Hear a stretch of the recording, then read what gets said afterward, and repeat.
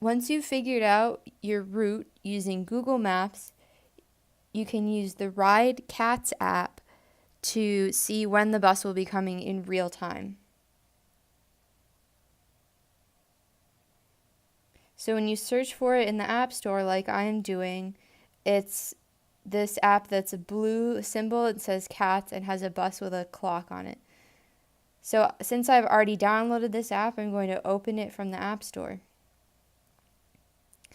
Now, you can see that it has stops listed here. And so I'm going to go back to my Google Maps directions. And I can see that I want to get on the bus at Main Street and Griffith Street and take the 99 outbound. So I'm going to go back to the RideCATS app. And if you didn't know, inbound and outbound means that there's one bus running in one direction and one bus running in the opposite direction. And those are called inbound and outbound. And so to use this app and see what time the bus is coming, you will need to look at your Google Maps directions to find out whether you're taking the inbound or the outbound bus. And scroll down until I see Main Street and Griffith Street. If I click on it, I can see that this first one is the inbound.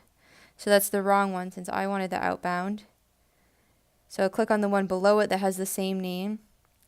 This one is the outbound, and from my current time, there will be a bus there in 3 minutes, then in 63 minutes, and then again in 2 hours and 3 minutes.